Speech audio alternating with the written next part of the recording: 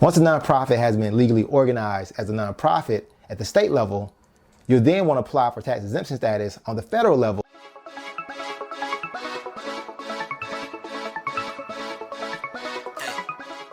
There are many issues affecting society that need to be addressed, and starting a nonprofit is a great way to do this.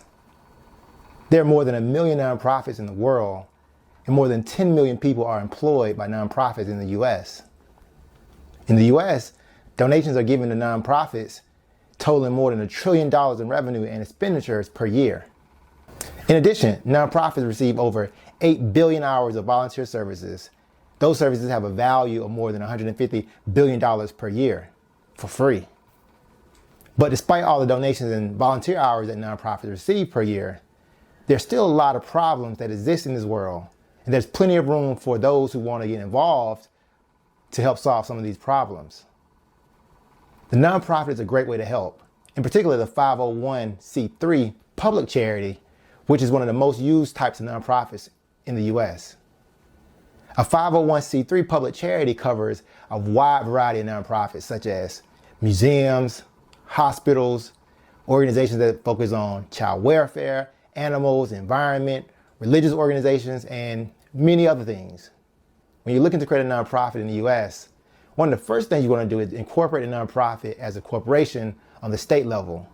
For example, if you want to create a nonprofit in Georgia, you create a Georgia Nonprofit Corporation. The corporation is the legal entity for the nonprofit in the U.S. This is important because the corporation offers the board of directors limited liability, where they won't potentially be personally liable for any potential lawsuits or trouble the nonprofit could have. It is important to understand what a nonprofit is. A nonprofit is ran very similar to any other business. Both a regular business and a nonprofit are able to pay their employees a salary or hourly wage.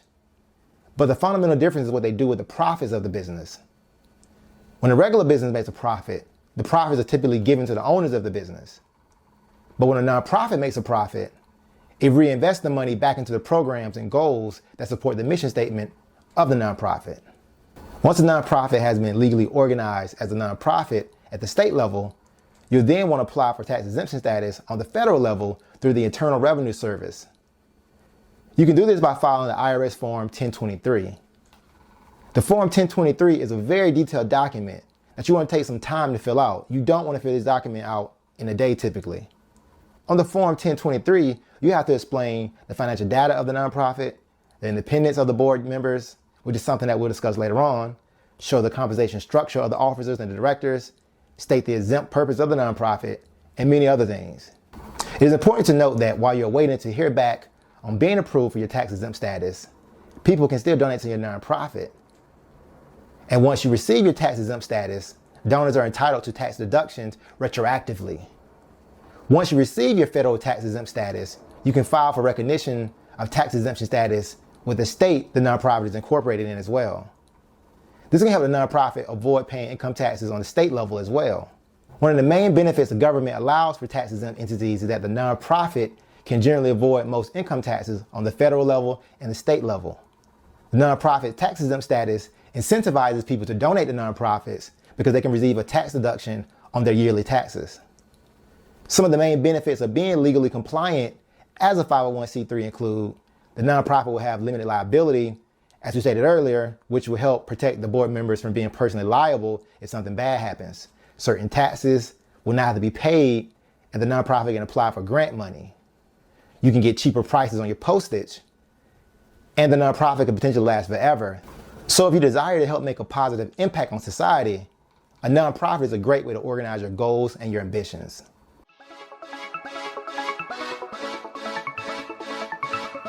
When you're starting a nonprofit, one of the first things you need to understand is the importance of your board of directors. The board of directors has a legal obligation to oversee the administration and the management of the nonprofit. It is key to note that the board of directors generally do not participate in the day-to-day management of the nonprofit, but they are legally required to monitor, guide, and ensure the nonprofit is employing good management practices. While the board of directors' role doesn't require day-to-day management, in many smaller nonprofits, many of the board members serve in day-to-day management roles.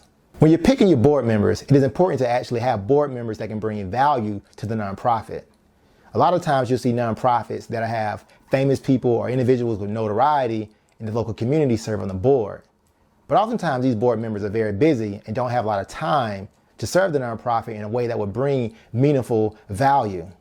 So these people may not necessarily be the best to have as a board member because they can't actually monitor and guide the management of the nonprofit. A good board of directors will comprise of individuals that are strong in areas where the founders are not. For example, if the founder doesn't have a strong background in accounting, it would be a good idea to have a board member that you bring on that does have a good background in accounting. In addition, it would be wise to have a board member that has a legal background because a lawyer will be able to help ensure the nonprofit is compliant to the rules of the IRS, so the nonprofit can maintain its tax exemption status. Maintaining the tax exemption status is very important because without it, it will be very difficult to raise money because donors no longer have an incentive to donate to your nonprofit because they're no longer receiving the proper tax deductions. The IRS will look at the events and want to make certain that the nonprofit is actually advancing the mission statement that it told the IRS that it would be. A person with a legal background would also help with ensuring the board members are following their fiduciary duties and avoiding conflicts of interest. Board members have fiduciary duties to the nonprofit. Fiduciary duties basically explain the most fundamental obligation that a board member owes to the nonprofit. Some of the main fiduciary duties include the duty of care, which shows the board member has enough oversight and actively participates in the nonprofit. The duty of loyalty, which shows the board members are avoiding conflicts of interest, and the duty of obedience, which ensures the board members are acting in a way that is consistent with the mission statement of the nonprofit. Drafting a fiduciary duty checklist is a great way to ensure proper governance of the nonprofit and keep penalties from incurring. One of the ways to show the board members are following their fiduciary duties is in the meeting minutes. Many states require nonprofits to meet, and the minutes can serve as the official record of what occurred at a meeting. Taking minutes is a skill that requires knowing what to leave out and what to include. Well-written minutes can show this, as well as how the board members are following their fiduciary duties and the corporate bylaws.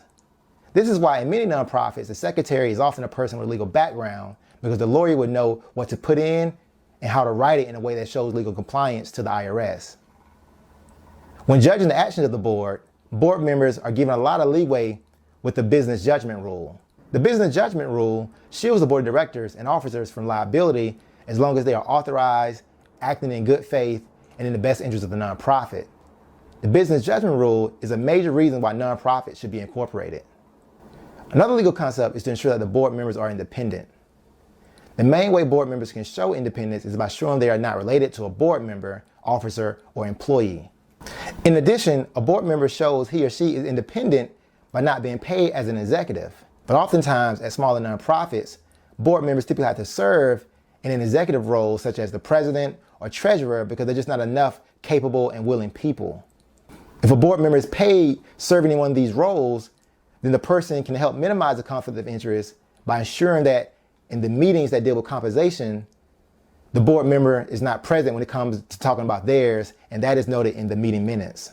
While the nonprofit is avoiding conflict of interest, it should also avoid private inurement. Private inurement is where the board members or officers use their position to influence or control and use the organization's assets for their own personal gain and to the detriment of the nonprofit. Private inurement can occur in many ways. It can occur in business transactions of the nonprofit with the board member or an executive where the board member is buying goods and services on terms that are overly favorable to the board member or the executive. It can occur when there's a very high above the market compensation or salary given to the board member or the executive. Or it can occur when the nonprofit gives a low or no interest rate loan to a board member or an executive. The nonprofit should have policies in place to help clear and make sure that all transactions are fair transactions. Policies and checklists are very important to a nonprofit. They help ensure the board of directors and a nonprofit are following good governance practices.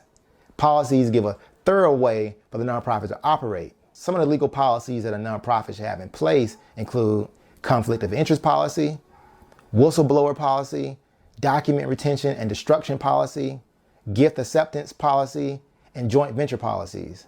Board members can also be compensated, but the compensation should be fair and comparable to other similar nonprofits. It should be approved by independent directors and documented in the meeting minutes. Compensation of everyone in the nonprofit should be reviewed on the regular by an audit committee. It is critical to understand that the board of directors are very important for any nonprofit, and they should be selected with care because they can either add value or devalue a nonprofit.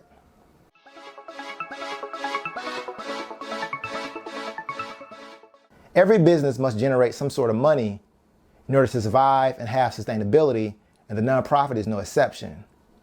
While many people mistakenly do not consider a nonprofit an actual business, it is a business. It's just a not-for-profit business versus the traditional for-profit business. The nonprofit just uses the profit on the programs that support its mission statement it told the IRS. The traditional business can distribute the profits to the owners of the business, while the owner of a regular business can get paid twice through a salary and profits given to the owner. A nonprofit has advantages because the nonprofit can receive money where the nonprofit generally does not have to pay income taxes on it. Most nonprofits fundraise to bring in revenue for the nonprofit. They typically come in the form of donations and grants from a variety of sources, which we'll discuss in this video. Before we begin, it is important for nonprofits to understand the rights of donors and nonprofits' obligations to donors before accepting donations. Donors' Bill of Rights, which is created by a group of organizations, include making sure the donors' donations are being used for the intended purpose, and the donors having the ability to access the nonprofit's most recent financials. When beginning to raise money, one of the first strategies to use for raising money is through a nonprofit's board of directors. When starting a nonprofit, you want to have a board of directors. The board oversees the administration and management of the nonprofit, and these are the people that typically really want a nonprofit to be successful. So it's common to have the board members donate to the nonprofit. This is often placed into the board members' agreement when the board members agree to be a part of the nonprofit's board. You can find a free sample board members agreement at globallaw.tv/contracts. The board members should be the most committed to the success of the nonprofit, and one way they can show their commitment is through donations. If the board members are not willing to give, then it may be time for a cultural change, and the board chair should start having some tough conversations with some of the board members.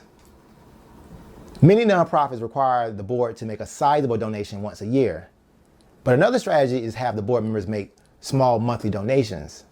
For example, instead of asking a board member to donate $150 a year, they can ask them to donate $15 a month. It is much easier to automate $15 donations versus one large yearly donations, and you don't have to remind the board members of the annual donation requirement. In addition, the nonprofits can always ask for a larger monthly contribution to meet the needs of the nonprofit. Once you start receiving donations from the board members, the next group to target for fundraising can be the friends and family of the board members. Friends and family are a great source to donate to your nonprofit because these are the people that you know well and you will feel relatively comfortable with approaching for money. These are the people that want you to be successful probably more than any other group of people. But it is very important to treat your friends and family with the same amount of respect that you would treat a high net worth individual or a foundation when asking for money. Your friends and family have worked very hard for their money, and you should convince them to give you money in the same fashion as you would a foundation. Many of your family and friends probably are already giving money to nonprofits such as religious organizations. Many of these individuals give 10% of their monthly salary to these organizations. So these individuals already have a willingness to give and probably would be willing to donate to your nonprofit. One of the benefits for donors is that their donations are tax deductible. Charities that receive donations of $250 or more are required by law to provide their donor with a receipt. The law or the IRS do not have a set requirement or standard format for the receipt. But generally you want to include the donor's name, the date of the donation, the amount, and whether any goods or services were exchanged. If a person is donating items such as clothing, you should include a line for the description of the item and fair market value of the goods. You can find a sample donation receipt at globallaw.tv/contracts. Another way to raise money for the nonprofit is through fundraising events. When planning these events, it is important to understand that these events can be very expensive, and many of these events are inefficient because they require a higher amount of effort, but they only generate a low amount of donations. In addition, planning these events can take you away from your charity's mission. The best kind of events are low in effort and high in donation. Breakfast fundraisers are great to host because the breakfast is cheaper and you don't have to have appetizers, entrees, and dessert. There's no alcohol that is required like at night events, which can be very expensive. And the events are shorter because people have to go to work. Having a good speaker speak on a relevant topic to the nonprofit can bring in new donors that you can sign up on monthly contributions. You can even ask some of your donors to present on a topic. Asking major donors to increase their contribution is another way for charities to fundraise. It is important for charities to be strategic and actually have a plan for how they're going to cultivate donations. Grants from foundations are another way for charities to raise money. Foundations in the U.S. are required by law to give away money every year. Charities should apply for these grants, particularly for foundations that support the charity's mission statement. One way to find these foundations is to look at the peer charities that have a similar mission statement as yours. Every year, charities in the U.S. are required by law to file the Form 990, which talks about the financial information of the charity for that year. You can request the Form 990 and relevant Schedule B of the nonprofits that are similar to yours. You can see the foundation and agencies that gave them money, and then you can apply to those foundations and potentially start receiving grant money from them. There are many other sources of donations, including planned giving, where individuals leave sums of money in their wills and trusts for charities when the person passes away. You can find a free sample trust at globallaw.tv/contracts. In addition, there are many tools for charities to use, such as the donor pyramid, which help charities take donors from the bottom of the pyramid, where many small donors are, to the top, where larger but less frequent donations are made. Donor databases also help keep up with donors, where they can stay in touch with the donors. Social media is also a great way to show the activities of the charity and seek donation. Fundraising in many ways is the lifeblood of a charity, and it is important to have both a marketing and a legal strategy when planning these events.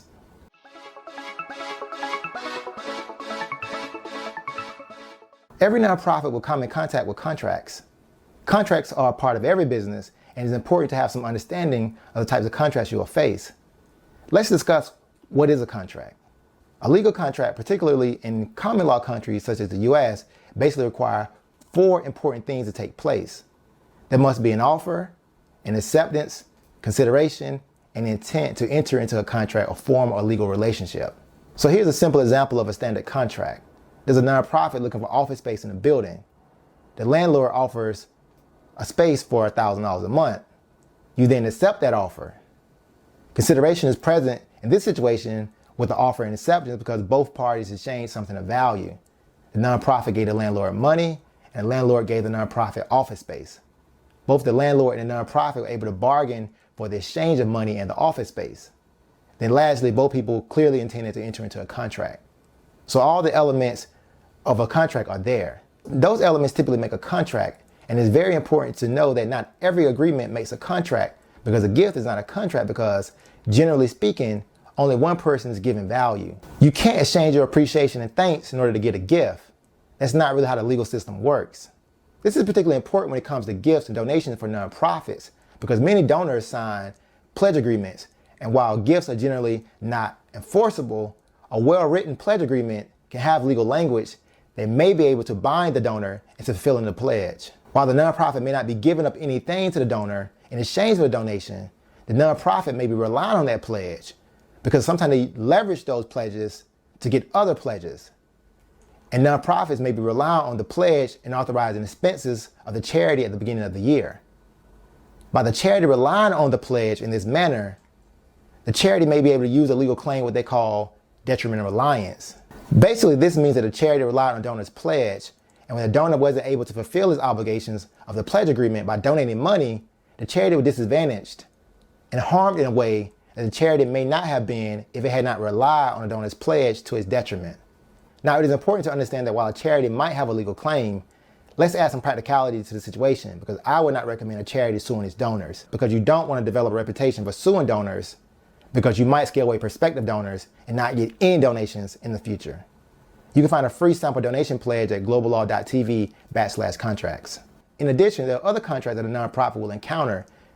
Many of these include grant agreements where the foundation grants money to your charity, employment agreements when the nonprofit hires employees, venue and catering agreements when the nonprofit hosts fundraising events, lease agreements when the nonprofit is leasing office and venue space, retainer agreement with outside lawyers, accountants, and insurance policies, artist agreements, and many more.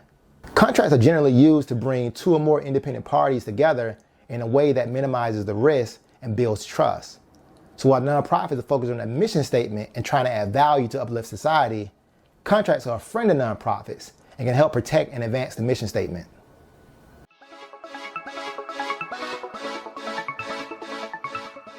Often charities will want to be involved in politics to help ensure that mission statement is being advanced on the local, state, and federal level. But it's important to understand that there are some limits on political activity of nonprofits. U.S. federal law doesn't allow charities to make contributions or endorse candidates that are running for office. Employees are allowed to participate in political activities, but it must be on their own time, and employees are not allowed to use the charity's resources, such as the charity's email and letterheads, when they're engaging in their political activities. In addition, it is important to know that not every political related activity is banned by the federal government and the IRS. Some of the political activities that charities are allowed to participate in include voter education and registration activities, events that a charity can invite candidates running for office to speak at one of their events, as long as the opposing candidate is allowed an equal opportunity to speak as well, and the event can't favor one candidate over the other. Also, candidates can be invited to speak in their personal non-candidate capacity as well. A famous case of this happened when then Senator Barack Obama was invited in 2006 to speak in 2007 at the national meeting of the United Christ of Church, a nonprofit public charity. But by the time the event came in 2007, Senator Obama had already declared his candidacy for President of the United States. Thousands of people showed up, and outside the building, campaign volunteers set up tables on behalf of Barack Obama. The church tried its best efforts to let the audience know that Barack Obama was speaking only as a church member and not a political candidate, and that the audience should not engage in political activities. The IRS learned of this situation, and it stated that the church did not violate any laws and rules against political activity, in many reasons because Barack Obama was speaking as a church member and the campaign volunteers set up tables on public property. In the process of charities furthering its mission statement, many charities would want to support or oppose legislation and regulation that can affect their mission statement. Charities are allowed to participate in lobbying with some limitations. When participating in lobbying activities, it is important to ensure that the nonprofit is not using a substantial part of its activities to lobby to influence legislation. Now, what makes the total activities count as a substantial part is unclear in some respects, but you can file IRS Form 5768, which many people simply call 501H election. The 501 election test gives an objective test, generally based on how much money has been spent in the year, versus the substantial part test, which is subjective and not too clear and doesn't give charities and nonprofit a set way to determine if they are involved in lobbying activities too much. It is important to understand that the 501H election is not for churches, private foundations, and organizations that are receiving federal funds from the government. It is key to be mindful of the lobbying activities of a nonprofit, because failure to follow the rules can make the IRS penalize the nonprofit, as well as potentially losing its tax-exempt status. Losing the tax-exempt status will probably lessen the amount of donations you will receive because the donors will not get a tax deduction or benefit anymore. Many nonprofits and charities that want to engage in more lobbying and avoid strict laws can convert from a 501c3 into a 501c4, or have a 501c4 as a subsidiary corporation of the larger nonprofit. The 501c4 is for social welfare organizations and has many benefits. While the 50c3 nonprofit charity isn't allowed to participate in political campaigns, the 501c4 social welfare organization can, as long as it is not its primary activity. The primary negative of the 501c4 is that these organizations are generally not tax deductible and may incur taxes that it has to pay. But lobbying can have an incredible impact on society and advance the goals and mission statement of the nonprofit. It is important to keep a very clear record when engaging in forms of lobbying and ensure that you are not violating any law or rule. As individuals continue to think of ways to improve and advance society, a nonprofit is a great way to organize your goals. So hold true to your ideals and willingness to make a lasting impact on society, because society actually needs it.